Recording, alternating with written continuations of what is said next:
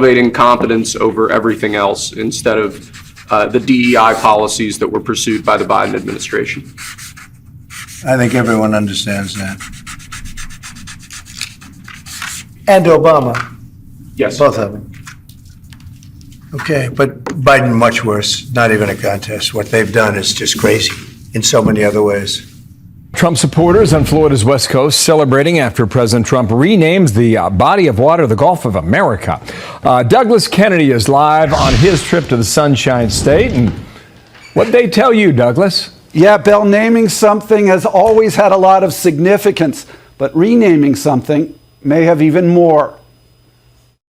So this is America, and you believe what is America should be called America.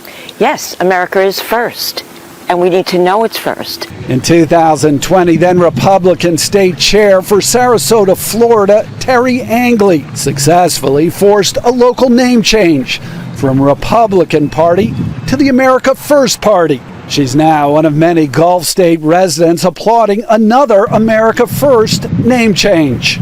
We're going to be changing the name of the Gulf of Mexico to the Gulf of America. One name existed for almost 2 centuries, the other for almost 4 centuries.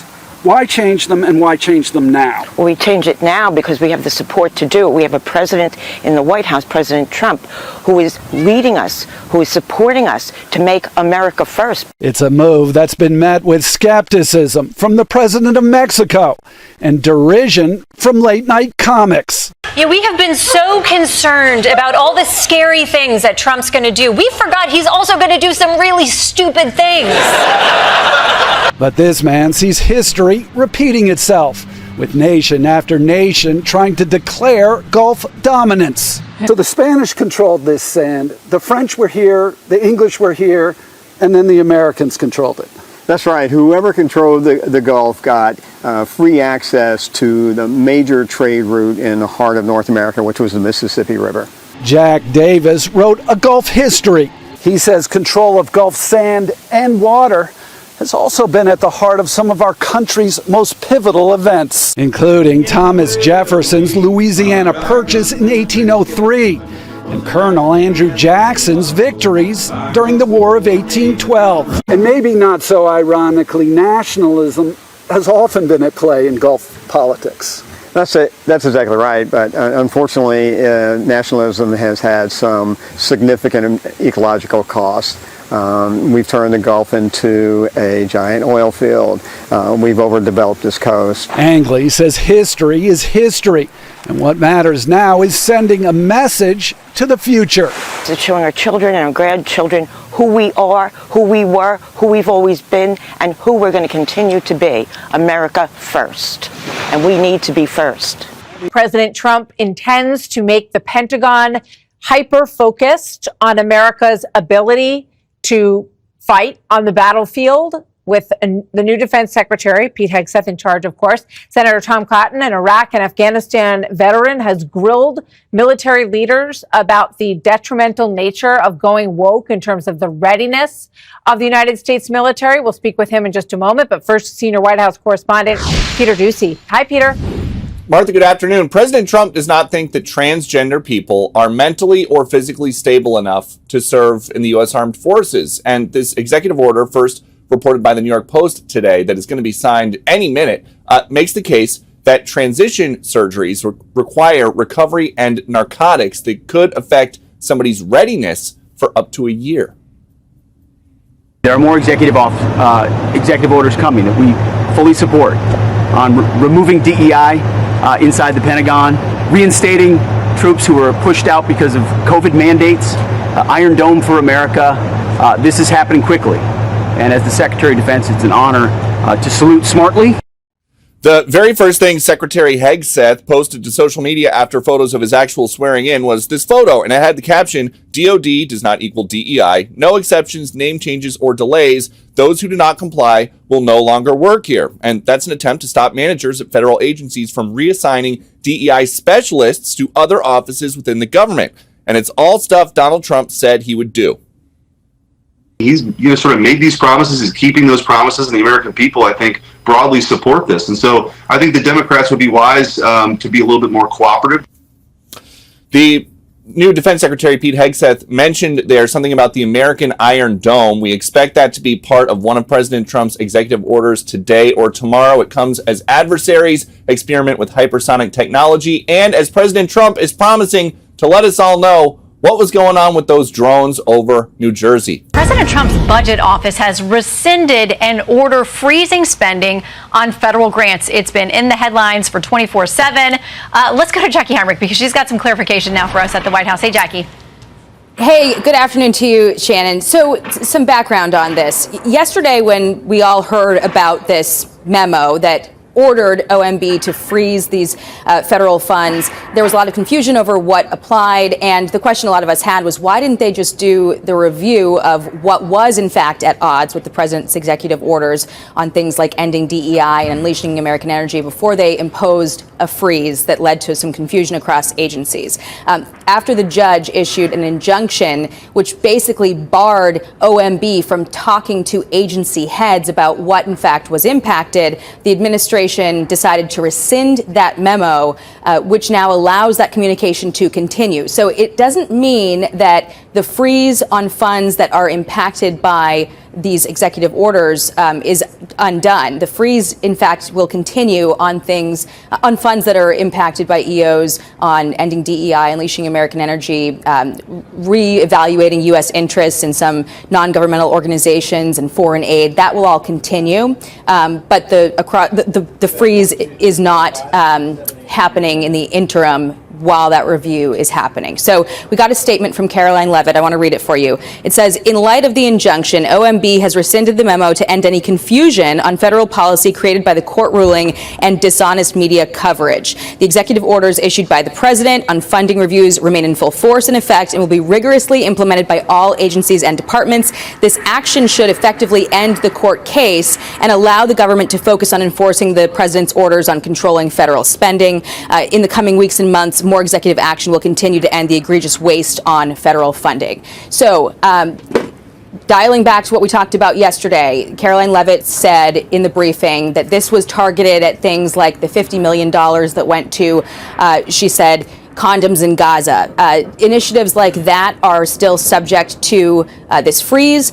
Anything that's impacted by those executive orders, there were, I think, 7 listed in the memo, but in the interim, the OMB has pulled back that memo itself because that barred communication between OMB and agency heads on what, in fact, was impacted. So that's the latest, guys. President Trump is announcing the next step in his fast-moving immigration crackdown. The president says he's ordering the Pentagon to prepare Guantanamo Bay to hold dangerous illegal migrants. We have 30,000 beds in Guantanamo to detain the worst criminal illegal aliens threatening the American people. Some of them are so bad we don't even trust the countries to hold them because we don't want them coming back. So we're going to send them out to Guantanamo. That's a tough place to get out of. 30,000 beds, George P. To me, that sounds like a perfect fit if we're looking for housing, and there it is. But there are critics from especially the left saying that sort of the memory of, as they argue, questionable tactics that occurred there, that somehow that building is tainted. And I'm curious your thoughts as to whether that applies here as we move forward and deploy this illegal immigration crackdown. I think it's the right call from our commander-in-chief. As a former Navy intelligence officer, can share you that this facility is outfitted for the mission. I mean, this comes down to judicial economy. When you talk about 8 million encounters of undocumented immigrants in the last 4 years, you have 1.7 million that, quote, got away, that we know of. And then, according to Biden's own Department of Homeland Security, over 600,000 are criminals in some way. So, you know, my successor, Don Buckingham, the Land Commissioner of Texas, has offered President Trump acreage to assist this. There's just simply not enough federal facilities right now on the ground in states like Texas to temporarily facilitate the reverse migration that will occur. So this is very shrewd. This is a very clever move.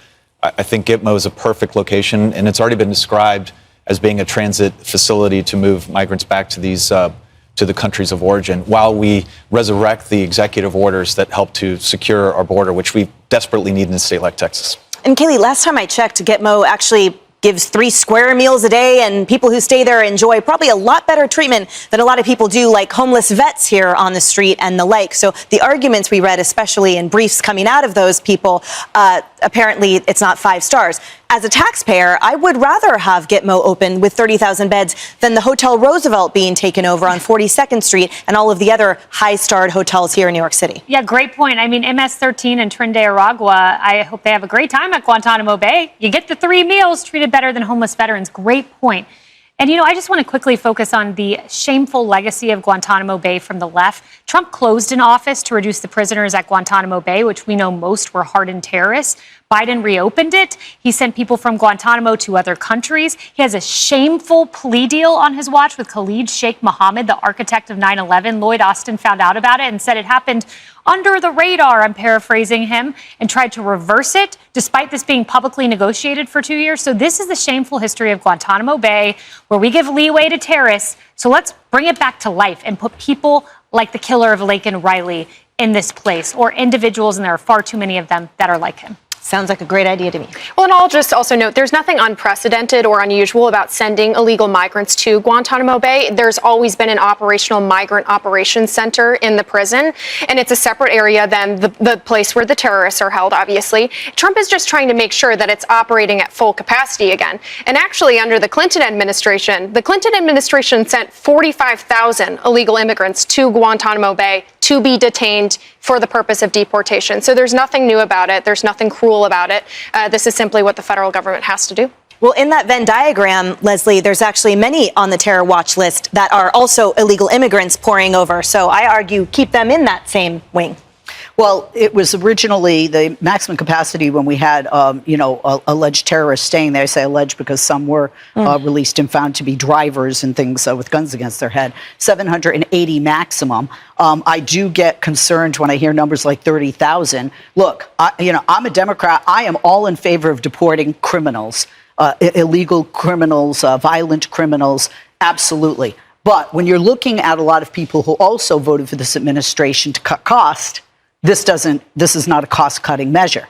A lot of people would and don't feel that mass deportation meant to, a facility, a Gitmo at Americans, expense. I think a lot of people felt send them back to their own country and let their country incarcerate them there so we don't have to pay for it. We've suffered under the past administration for years and years. We've suffered with millions of criminals coming into our country. Criminals, people from jails from all over the world. They come through Mexico and they come through Canada too. A lot of them come through Canada, and a lot of fentanyl comes through Canada, and China makes the fentanyl.